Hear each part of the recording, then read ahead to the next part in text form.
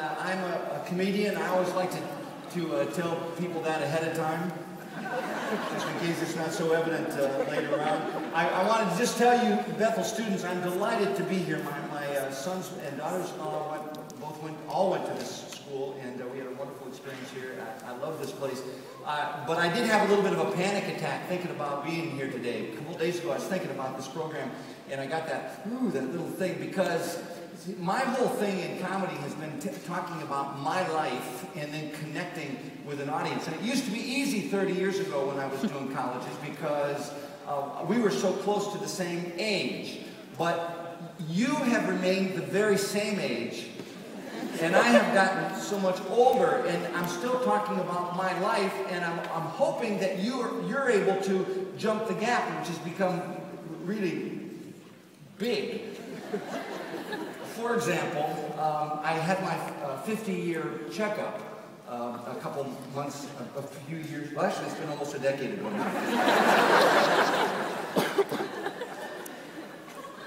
All right, now see, when I said I had my 50-year checkup, it was silent in here. If I had been with people my own age, and there are a few here, if I'd been here with people my own age, there would have been this kind of rustle of nervous laughter from people who had also had their 50-year checkup. Because the 50-year checkup, students, that is the one where a normal, healthy person has their first exposure to the whole idea of the colonoscopy.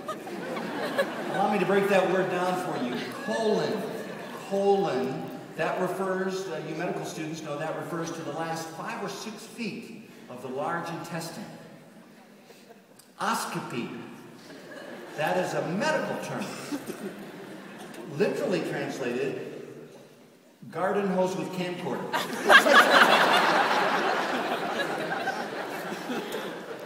I had been led to believe by my older friends that the 50-year checkup compared to 30, 35, 40, that's when you start, if you're healthy, you start having these 5-year checkups just to get a baseline. 30, 35, 40, 45. The 50-year checkup compared to those was a bit more invasive. The doctor described to me what was going to happen in this process, and I said to him, well, you are going to put me out for this, aren't you? I don't know how I feel about his bedside manner. My doctor actually laughed in my face. He said, no, you can watch the whole thing if you want. I said, no, I don't think I'm that flexible.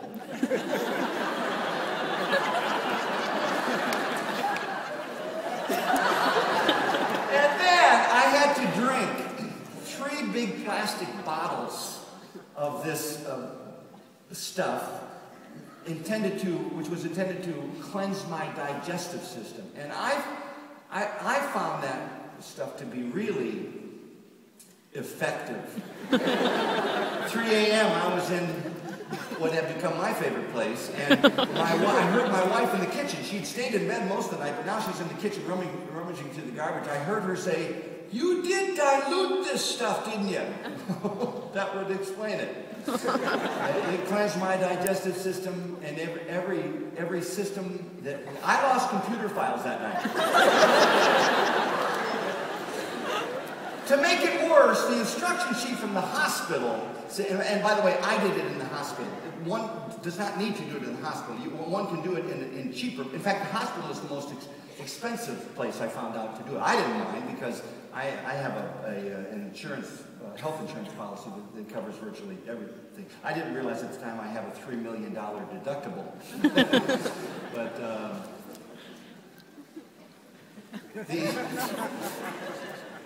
I lost my train of thought completely here. Oh yeah, the instruction sheet. Thank you very much. What's your name? If I ever need help, you just tell me what it is. The instruction sheet said, be sure to drink 3,800 milliliters of water before you come to the hospital at 6 a.m. 3,800, I'm from Minnesota, not Manitoba. I have no idea how many inches a milliliter was. So I'm pouring these little measuring cups. You know how many, well, you think about this, it makes sense. It's 3.8 liters. So that's 1/4 cup short of a gallon of water. I got to the hospital, and the nurse said, and how are you feeling, sir? I said, quite uncomfortable. Can you explain why did I have to drink almost a gallon of water? And she said, well, we need to make sure that we can get an adequate urine sample. I said, She said, well, you need to fill up that little plastic cup. From here? I hope so, because otherwise this isn't even going to be a challenge for me. And then she took the cup and gave it to me, which I thought was condescending and disappointing, frankly, because I was pretty sure I could have done it. But the point is, it made me feel old. It made me feel my age. It made me feel old to go. And also because the doctor, I swear the guy was 15. Fortunately, he wasn't working by himself. He brought his girlfriend along. They had their little earbuds in. I didn't mind. I wouldn't mind it, but they gave me the sedative. The generic name is, sure, I don't mind, go ahead, do whatever you want. Which made me wonder what general anesthesia must be like. That's got to be incredible, to go under general, and because I've never been through that. Or if I do have, I do not remember. A buddy of mine, Mark, he's my age, and he was playing basketball with a bunch of guys my age, and I think there's a time when he should give that up. But he was playing some ball, and he popped his Achilles tendon. Do you know what happens? Do you know what it does when you pop an Achilles tendon? It rolls right up, and they found it up behind his shoulder blade. They had him on the gurney, dripping anesthesia to put him out into his arm. He saw it dripping in, and the thought ran through his head, what if I'm one of those people that it doesn't work for? You've heard these stories, haven't you? People they're out, but they feel everything. And he, in a panic, he sat right up on the bed. He looked the surgeon right in the eye and he said, this stuff better work. The surgeon said, well, I think it did because we're all done.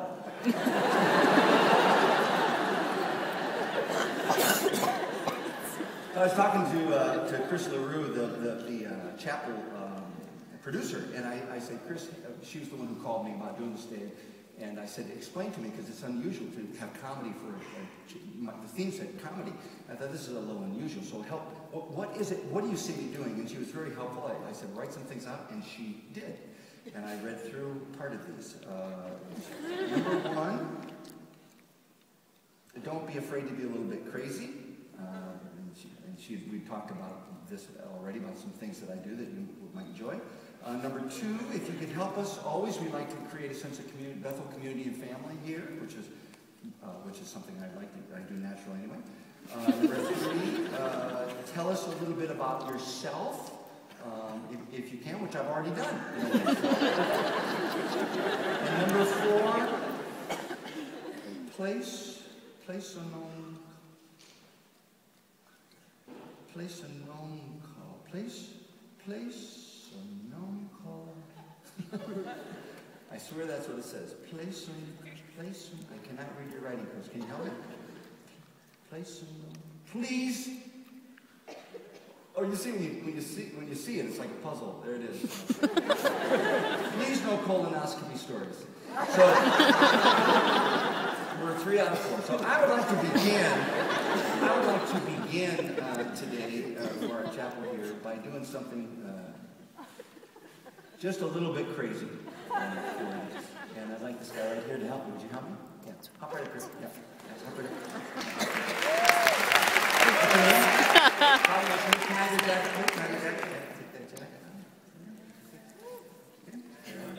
And Tyler, just pull up your sleeve or your left sleeve. Yeah. And Tyler, can you pull that wrist? Does that come off or is it just... Okay, good. All right. Okay, Tyler, here's what I want you to do. I'm going to do something completely different than what I want you to do, so you don't need to mimic me, okay? But in a few minutes, I'm going to put my arms like this. And when I do, I'm going to say to you, okay, Tyler. It's like a cue when you hear your name. And at that point, I want you to give me your left hand, just your left hand. And I want you to put it just like that. Got it? Okay, well, we'll see. And then, Tyler, I want you to do several things 4 times. Here's the first one. 1, 2, 3. Go ahead. Okay, good. Then I want you to leave it here, all right? Then I want you to put that finger up in the air, and I want you to lift your hand off, and I want you to put the end of that finger right between these 2 knuckles. Do you see which ones? That, and I want you to go like this. 1, 2, 4, just like that. Go ahead. Good. And if it helps to count under your breath like that, that's fine. You don't have to. You don't have to, I'm saying. If that helps you, then you go ahead and do it. All right? All right, then back here. Then I want you to imagine you have a BB. 1, 2, 3, 4, like that. And then the last thing, Tyler, you lift your hand off, and I want you to put the end of your finger 1/2 inch away from my thumb. 1/2 inch away. A little more. A little closer. And maybe just kind of straight up like that. And then I will pinch it. And when I spit, excuse me, I'm sorry.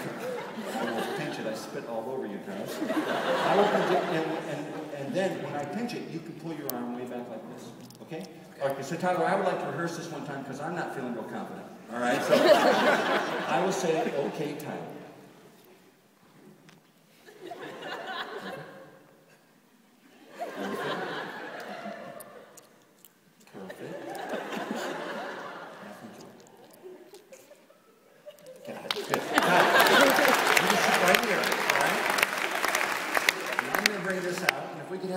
Turned out, please. And Tyler and I are going to use this screen. You got a few minutes, Tyler, so you can just enjoy this with your friends. Pretend it's my show.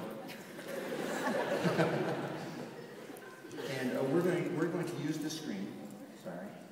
And we're going to tell you a little story. I don't want this to be anybody's eyes. That's why. Okay, here we go.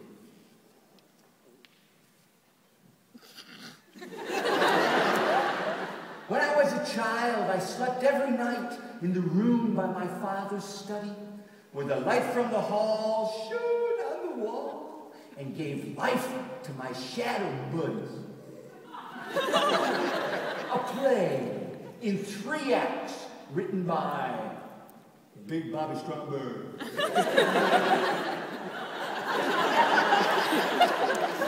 Age 7, entitled The Rabbit and the Hound, Act 1.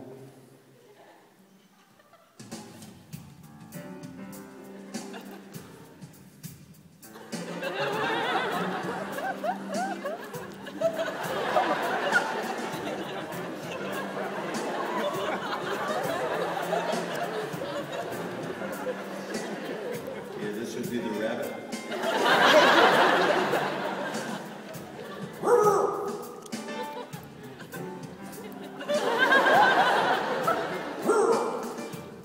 Hey, Dad, could you open up the door just a little bit more, please? And then my father's shadow would loom on the side of the room, exceeding his normal size. Almost bleeding, he'd say, I don't mind if you play. No more horsing around with you guys, you hear?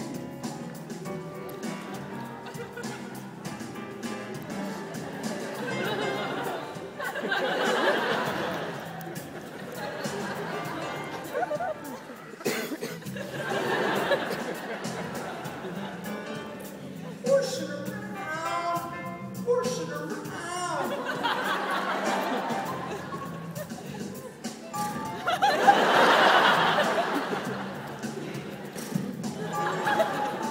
Dad!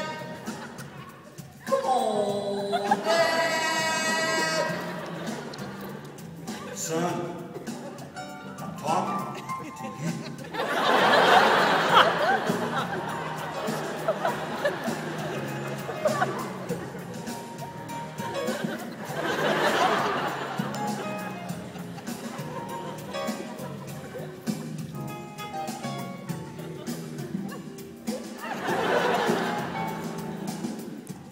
The Rabbit and the Hound, Act 2.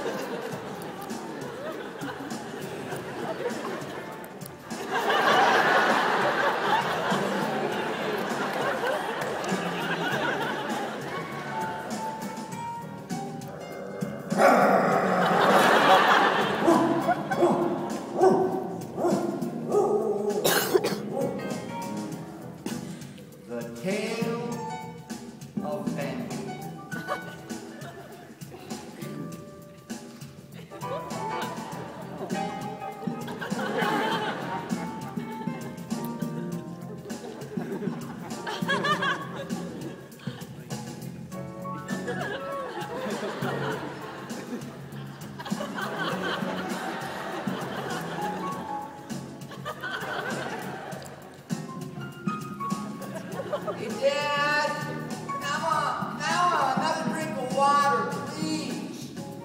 No, son, you'll need more water. You can wait till morning. Oh, yeah, Dad. That's right. I don't need any water.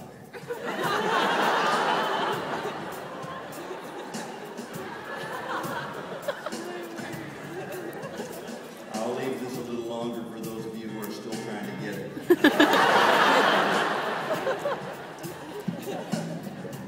The Rabbit and the Hound Act. The final act. Wilson said, go sleep. No more monkey.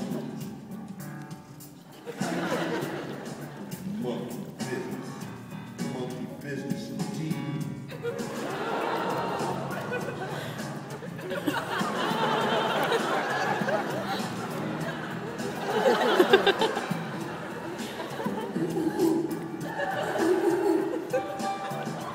Okay, Tyler.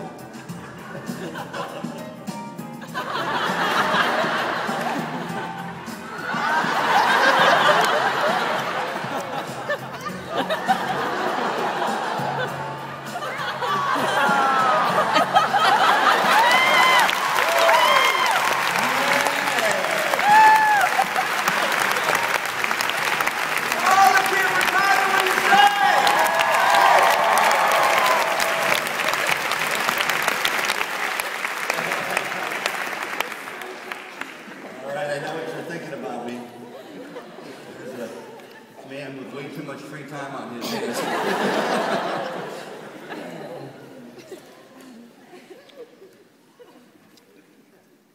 I'd like to create a sense of community and family. I was thinking what better way to do that than by doing a song together. You know, as I travel around the country, I ask people, what is it musically that used to just fill you up? You used to love it, and you're not getting it anymore. And you students will not be surprised to hear me say that cross-denominationally, cross-continentally, cross-generationally, people respond to me just like that. They say, what we really miss is group whistling. And I so understand where you're coming from there, so we're going to take care of it.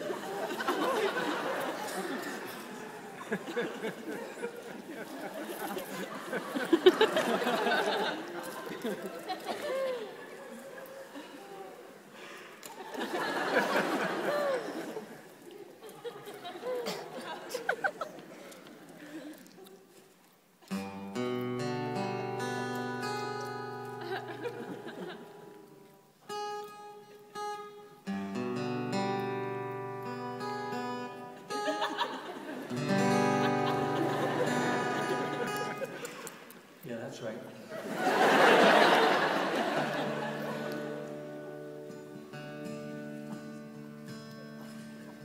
Now let's whistle together. One of the greatest whistling songs in all of American history. You begin. Here it is.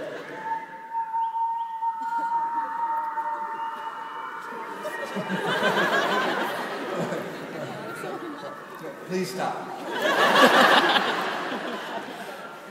I should have made myself more clear. What I should have said was, I will whistle a note, and you people whistle the same one. Sorry to laugh, it just sounds so terrible from where I'm standing.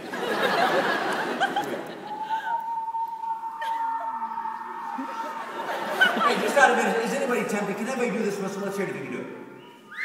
Okay, over here, I heard it. Once again, right over here. Let's hear it. Oh, come on, I heard it. Right, let's hear it. Oh, let's hear it. Let's hear it up here, Brad. Let's hear it. Go ahead. And it's a girl.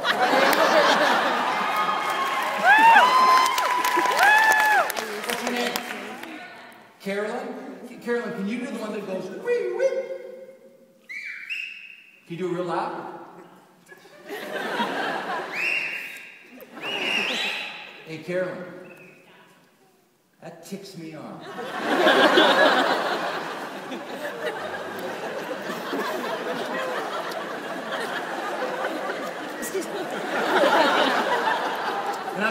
Carolyn, because I worked 15 years of my life to do what you did with such ease, and I finally discovered if you can do it, if you have the genes in your finger or your tongue, well then fine, but otherwise, if there were children under the age of 10, like a lot of them here, and Carolyn did that once again,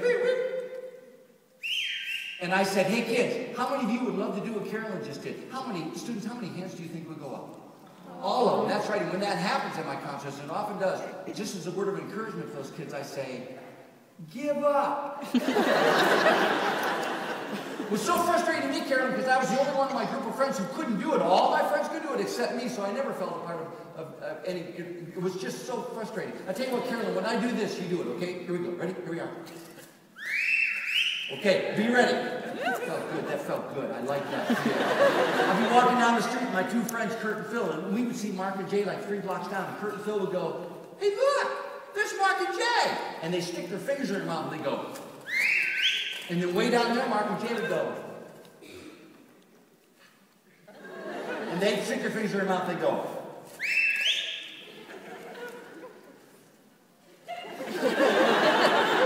Usually it was softer because of the distance. And it was so frustrating to me because I couldn't do it. And finally, I was maybe 18, and I decided because I was going to college, and I decided that's it. I'm never doing it again. And I quit. And from that time on, I just wanted to let you know, students, my life has been so much better. quite good. And I found out I could get by just fine without that. I would just go, hey!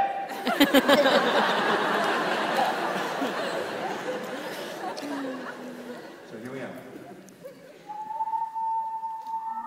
The greatest whistling songs in American history. Here's your first 3 notes. I'll do them, then you do them.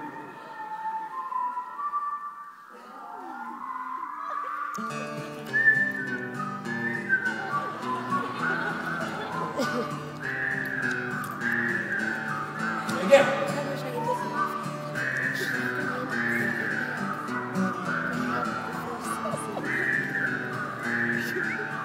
Little harmony in the chorus. When was the last time you did this in chapel? That makes you want to fish.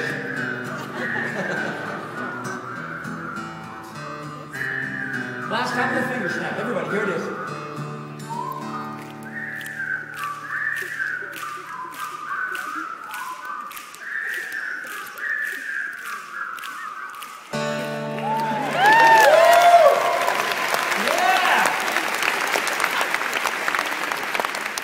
For those guitar enthusiasts out there, this is what you call a thin line guitar. Thin line. Very, very rare.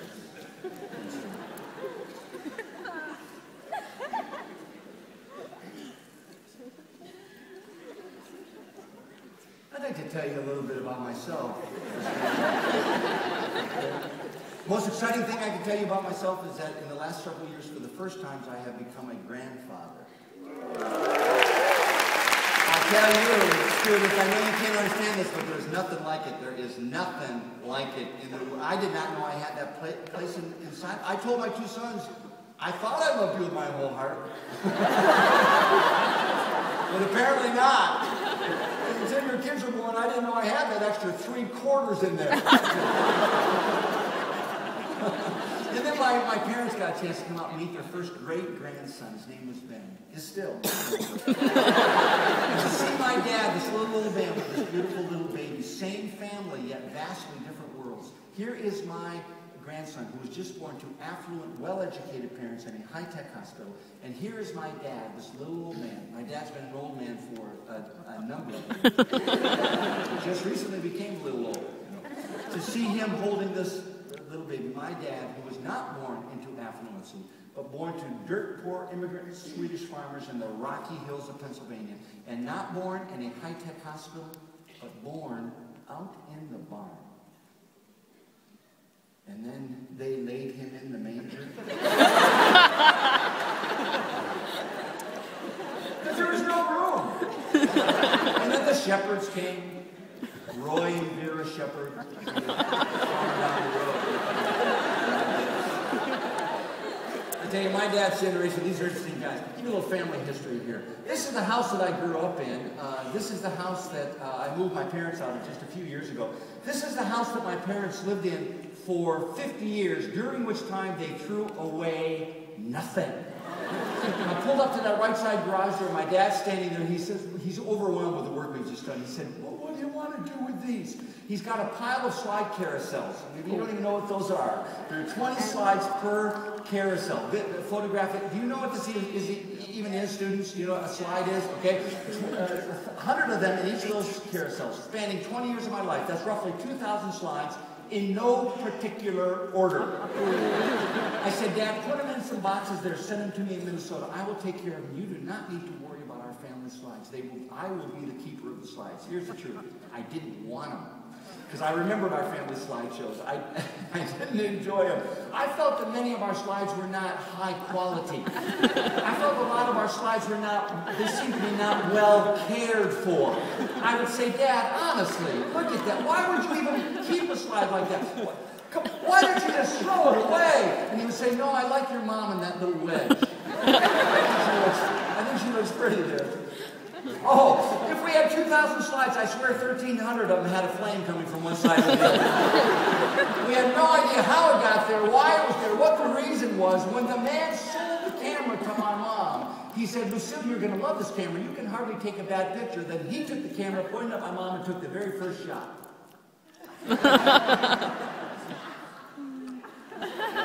And focus was a problem sometimes, although apparently not for my dad. My dad would look at this very slide and he would say, I love that picture. Your Aunt Audrey looks so cute in that sailor outfit. And oh, your grandma in the middle of there, look how happy she looks.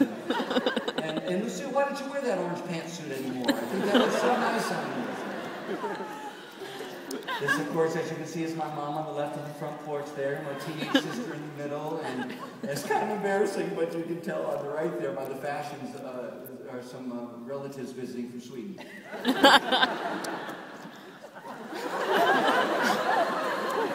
People in the digital age have no idea what fun they're going to miss. We had lots of these double exposures.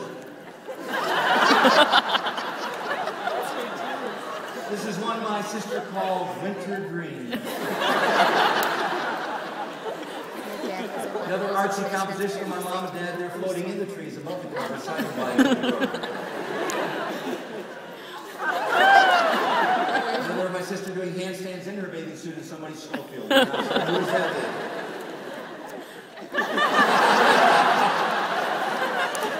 Look at the pictures hanging on the wall. Isn't that great? This is a picture of my grandmother and my grandfather sitting on their couch in the living room there in Glacier National Park. This is actually very dear to me because it's one of the few that I have of my grandfather bouncing me on his knee.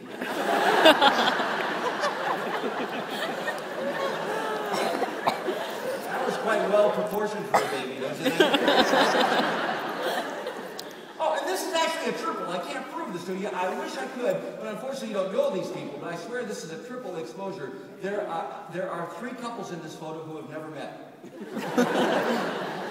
Oops, sorry, blank. The blanks would blind us because our pupils would be so big and we're in the dark, and then that blank would come and they would constrict, and we would shout as a family, blank, because it hurt. And we would just, even the person on the projector would go, blank, couldn't help it. So try once, everybody. Blank, you go, blank. Your turn. Blank, blank. And this was our favorite double. Niagara Falls, sort of. Picture of me on the left, and to the right, the giant naked ghost baby.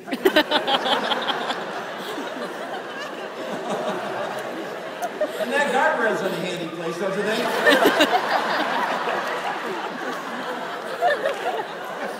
The funny thing is, we have no idea who this girl is. She always got a big laugh on our slide. Not from me. I did not laugh. I thought it was kind of creepy. She kept showing up in my slides.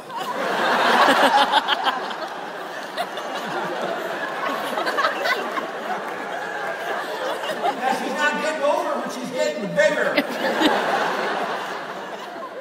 Oh, this is what happens when the slide gets too close to the projector bulb. It actually burns up. That's where that half moon shape came from. There's no film there. It just burned right through on the wall. But we couldn't throw it away because my sister was in here. If we had 2,000 slides, 2/3 of them were my sister. Sister, sister, sister, sister, sister, sister, sister. I love this slide. I actually used this slide when she was 4 to convince her that when she was born, her foot was on backwards.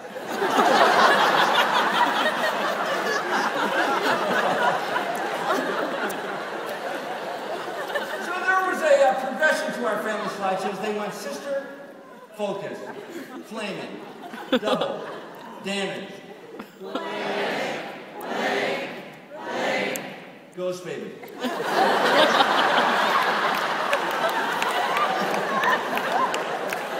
Yeah, look close, she's in there. And those of you who think this is indecent, you're not even looking at the baby now, are you?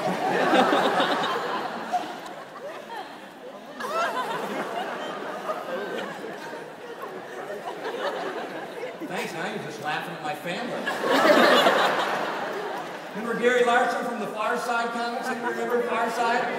Yeah, remember him? I think he knew my people. I can't be sure, but I look at this, I'm thinking, Gary knew. He knew my family. And this is the one I want you to see. This is the morning that I was 14. I turned 14 just a week before this. We took this picture going to church that Sunday morning. This was the morning that we realized that my dad and I were the same height. We also realized it was time for me to get a big boy tie. I love this picture, if only to see that gleaming fender on that 57 Chevy. Right? I want you to look real close at that man's face right there. Okay, look at his face. All right, get that in your mind. I'm going to leave this for a second. Get that in your mind there. That's my dad. When I was a boy, hardly a week went by. But what he didn't say to me. When I was your age, I used to get up at 4 in the morning and walk 12 miles to school. Uphill. Both ways. Through the snow. Barefoot. No. Naked. Many mornings I was naked. Long lines of naked kids. And I used to say to my friends, tell me the truth, did your moms and dads have to walk many, many miles to school and they all had the same response?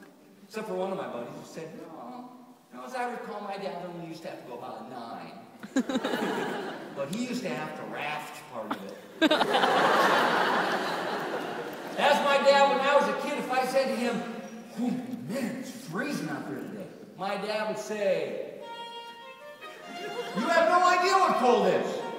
When I was a kid, it used to get so cold I kept getting my lips and my tongue stuck on that old metal cowbell. You kept getting them stuck, Dad? You did it more than once. That's my dad. If I said to him, oh, man, yeah, twisted that ankle. Man, there's some pain. My dad would say, you have no idea what pain is. When I was a kid, pain really hurt. Walk it off. That was my dad's solution to any injury. Walk it off. What he knows. Well, walk it off. Diarrhea. Walk it off.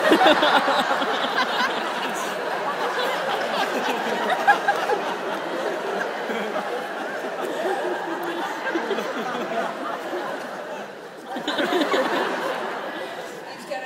I think it's working. I actually have appendicitis. My dad told me to walk it off. Now listen, I cut my dad a little slack here, okay? I didn't know that I had appendicitis. He didn't know that I had it. He's not a doctor, so I didn't know I had it, but I did. And when I woke up at 2 a.m. in recovery, my dad was 3 feet away going, I'm so sorry. I did not realize. If I had known it was, I would never have said that. I'm so sorry.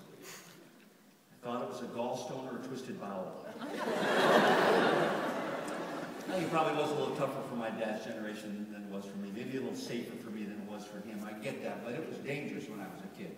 I'm telling you, it was dangerous. My sister and I, we'd be riding in the car, we'd be fighting in the back seat. I understand that all children through all ages, by the way, have fought in the back seats of cars. I get that. But the difference between you kids and me and my sister, when we fought in the back seat, we'd be standing up back there. My dad would say, hey, you want me to come back there? I thought that was a fascinating idea. Yes, sure, Dad. Come on back. You're driving. All right, Bobby, that's it. Time out. Up in the back window. He would send me to the back window for a time out. Turn around, I don't even want you looking this way, so I'd be laying up there in the back window.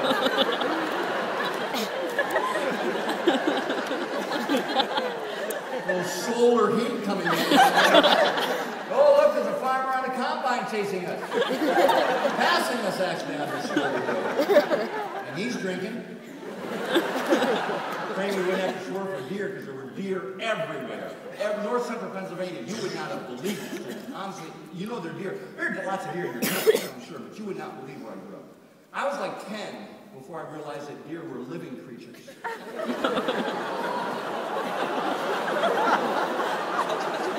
Honest. I just thought the highway department dragged them out there every morning to slow us down the way to school. I hit a deer right in my town. Right in this little village I lived in, I hit a deer. Destroyed my bike. I wasn't even old enough to ride in the street yet. I'm fucking along in the sidewalk. This big buck comes bounding out of this bush, knocks me right off my banana seat. I want to tell you something. Those kind of things happen to a 5-year-old enough times, that child's going to have Bambi nightmares for the rest of his life. 50 years later, his wife's going to be saying to him, boy, you were screaming again last night.